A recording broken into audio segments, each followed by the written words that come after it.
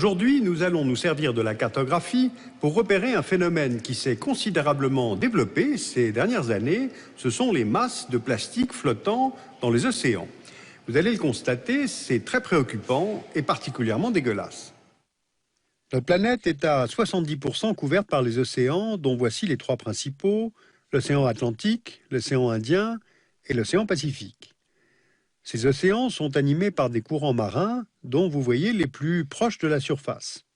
Ces courants proviennent de la combinaison de plusieurs phénomènes, la rencontre entre les vents chauds venant des tropiques et les vents froids venant des pôles, l'alternance des zones climatiques tropicales, tempérées et polaires qui créent des différences de température de l'eau, le degré de salinité des eaux et la rotation de la Terre. Ces courants marins sont importants car ils régulent le déséquilibre thermique de la Terre entre les tropiques et les pôles. Et la combinaison de ces courants produit des phénomènes appelés gyres océaniques. Vous voyez sur la carte les 5 principales gyres subtropicales. Ce sont des zones de haute pression où les vents sont faibles et où les courants, influencés par la rotation de la Terre, s'enroulent dans le sens des aiguilles d'une montre dans l'hémisphère nord et en sens inverse dans l'hémisphère sud selon le principe de la force de Coriolis. Ces gyres ont été assez peu fréquentés par les marins, les vents faibles rendent difficile la propulsion des bateaux, et les eaux y sont assez peu riches en nutriments et ne permettent pas de capture de pêche abondante, d'où une relative méconnaissance de ces régions océaniques. L'océan Pacifique forme à lui seul 50% des espaces marins mondiaux. Regardons plus particulièrement la moitié nord de cet océan.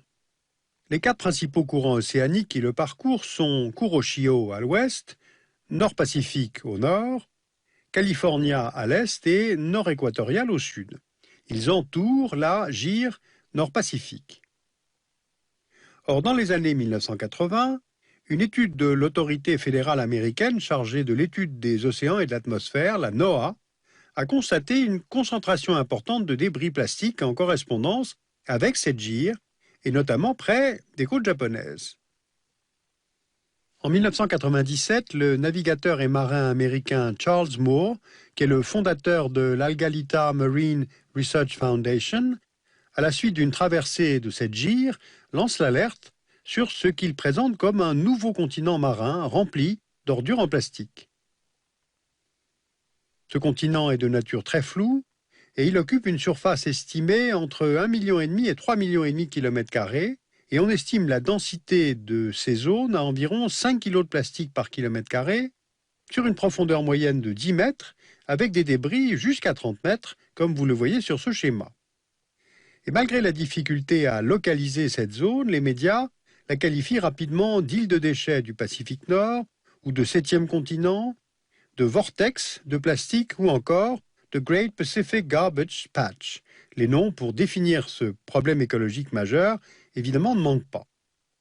Selon une autre étude plus récente de la NOAA, il ne s'agirait pas d'une mais de 2 zones de convergence des déchets dans le Pacifique Nord, dont les concentrations maximales apparaissent là en orange. La première se trouve à l'est, entre la Californie et l'archipel de Hawaï, la seconde à l'ouest, plus proche de la zone japonaise. Et ce sont ces gyres dont je vous parlais, plus les déchets, qui viennent former et agglutiner ces amas de plastique océanique. Alors d'où vient cette masse de plastique qui flotte à plus de 1000 km des premières côtes? Sur les 260 millions de tonnes de plastique produites chaque année dans le monde entier, on estime que 10% finit dans les océans. Et le plastique constitue 89% de tous les déchets solides qui polluent les mers. Alors comment ce plastique arrive-t-il dans la mer? Il y a 4 catégories de déchets. Ceux rejetés directement en mer, c'est-à-dire les débris liés aux activités de pêche, notamment industrielles comme les filets, les nasses. Les déchets qui viennent des navires, tombés à l'eau par accident ou jetés volontairement. Et ceux qui arrivent de la terre, soit l'essentiel de la pollution, jusqu'à 80%. C'est-à-dire les déchets du tourisme, laissés sur les plages et emportés par le vent ou la mer, et les rejets d'eau usée qui, en période de forte pluie, déversent des ordures dans les rivières ou directement à la mer. Regardez cette animation qui montre le voyage du plastique sur 6 ans. Une fois dans la mer, venant des navires et des continents riverains, les débris de plastique sont pris et entraînés dans les courants, ils s'y agglutinent et une fois piégés dans le système des gyres, ils n'en sortent jamais. L'équipe de Moore a évalué la concentration moyenne de plastique par kilomètre carré à 300 000 morceaux dans la gyre, avec des pointes à plus de 1 million de débris. À titre de comparaison, on estime que la moyenne mondiale est de 13 000 morceaux par kilomètre carré, soit environ 23 fois moins.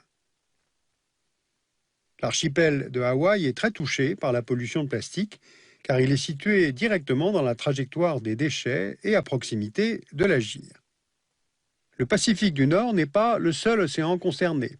Dans l'Atlantique du Nord, on a observé une concentration comparable, et compte tenu des gyres océaniques, il est très probable que d'autres îles de plastique de densité comparable existent aussi dans l'océan Indien et dans l'Atlantique et le Pacifique Sud.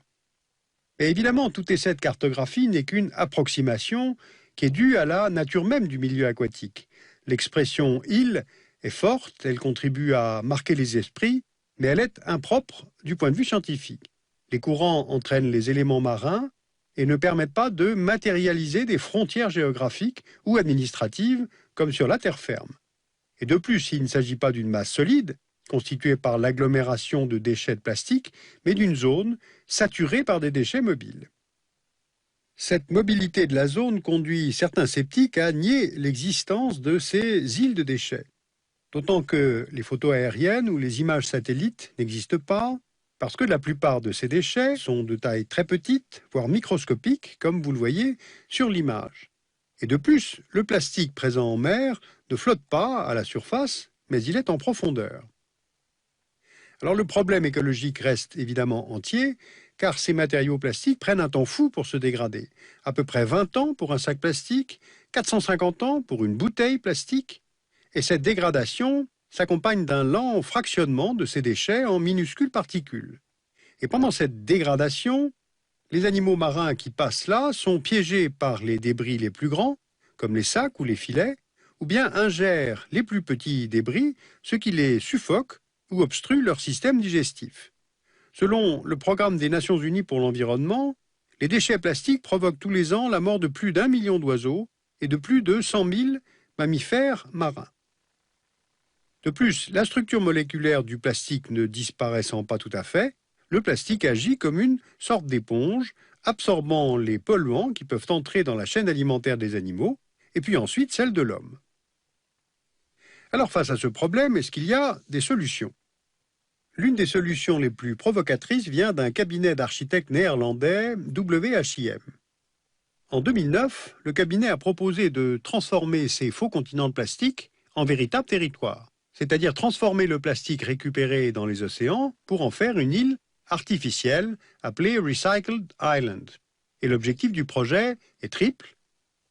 D'abord, nettoyer les océans des débris plastiques et les transformer en matériaux de construction. Ensuite, créer de nouveaux espaces destinés à accueillir les populations qui sont chassées par la hausse du niveau des mers. Et puis construire de nouvelles formes d'habitat durables, autosuffisants au niveau énergétique. Alors cette île flottante de 10 000 km² pourrait voir le jour dans le Pacifique, où se trouve la plus grosse concentration de déchets, et elle pourrait accueillir près de 500 000 réfugiés climatiques. Alors évidemment, l'idée fait sourire, mais elle permet de dénoncer de manière assez provocatrice l'impératif de trouver une solution viable pour accueillir les exilés du climat que l'ONU estime à 250 millions d'ici 2050. Alors il y a plus sérieux, c'est le projet américain CASEI. Ce projet a lancé en 2009 et 2010 2 missions de recherche visant à collecter le plus d'informations au sujet des débris plastiques de l'amas du Pacifique pour planifier une véritable opération de nettoyage. Mais cette opération se révèle extrêmement complexe. D'abord, la taille réduite de la plupart des déchets plastiques et leur présence en eau profonde va nécessiter de nombreux investissements techniques. Ensuite, une collecte de déchets en pleine mer et en profondeur va consommer une très grande quantité d'énergie. Les outils pour collecter des débris si microscopiques risquent à leur tour de menacer la flore et la faune marine. Et puis ensuite, il y a le coût pour le traitement des déchets collectés. Donc, la solution ne doit pas être plus néfaste que le problème lui-même. Et puis évidemment, il y a la question politique dont je n'ai même pas parlé, car une grande partie de ces gires se trouve hors des eaux nationales et des zones économiques exclusives que vous voyez là maintenant sur la carte. Et aucun État ne veut assumer la responsabilité de ces îles de plastique, ni s'engager dans les coûts d'un éventuel nettoyage des océans. Voilà, vous le constatez, la voie est étroite pour trouver des solutions, un petit peu comme ce problème des dizaines de milliers de débris de satellites qui flottent en orbite dans l'espace. J'ai voulu, par cette petite émission, contribuer à la prise de conscience, montrer qu'il faut éliminer les plastiques, tenter de transformer les déchets en ressources. Ce que vous voyez derrière moi, c'est une exposition d'art contemporain à Paris, dont le thème est justement le déchet. En tout cas, il est indispensable à notre petite échelle, chacun, que nous soyons très vigilants sur l'élimination des plastiques, surtout lorsque nous sommes évidemment au bord de la mer. Je vous conseille vivement la lecture de ce livre, Voyage dans l'Anthropocène, aux éditions Actes Sud, et qui raconte très bien à quel point nous transformons la Terre et le climat. C'est écrit par Laurent Carpentier et Claude Lorius, qui est un grand glaciologue français. Et puis, vous pouvez retrouver aussi des références de livres en langue allemande sur le site de Arte, le dessous des cartes.